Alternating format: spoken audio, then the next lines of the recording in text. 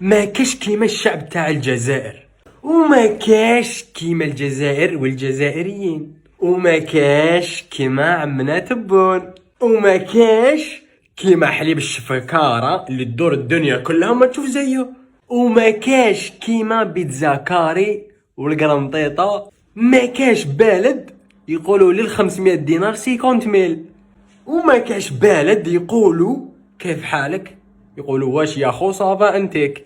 ما كاش شعب تجي تقول له انا من السعوديه يقول لك الله يبارك، شعب تجي تقول له انا من سوريا يقول لك الله يبارك، شعب تجي تقول له انا من تركمانستان يقول لك الله يبارك.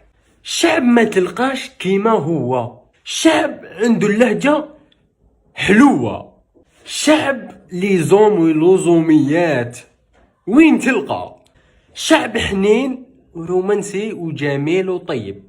عشت بيناتهم مدة من الزمن وما شفت منهم إلا كل خير، نقول لهم أنا من هذيك الدولة الله يبارك، اسمي الله يبارك، عمري الله يبارك. هذه ما تلقاهاش في أي بلاد. شعب دار بزاف حوايج على أجل الجزائر دوم، بلاد طاهرة، بلاد نبتت بدم الشهداء.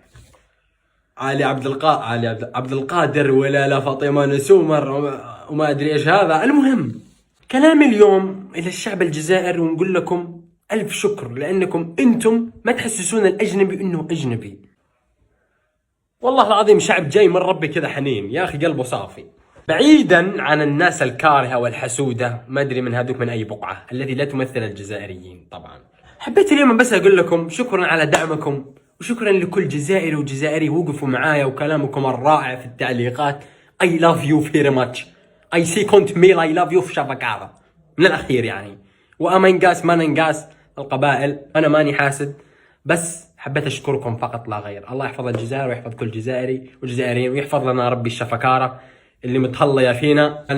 لا تقولوا إني جزائري ومدري مين، طبعا أنا كاتب الملخصات هنا أوكي، الكتابة وكذا تمام، يعني كاتب ايش اقول. فشباب لا تنسون المتابعة الجميلة، برحني بلايك وتعليق كذا حلو زيك يا اخي، وتحيا الجزائر ويحيا اللوزوميين واللوزوميات، للجزائر والجزائريين فوق راسي، والله احبكم.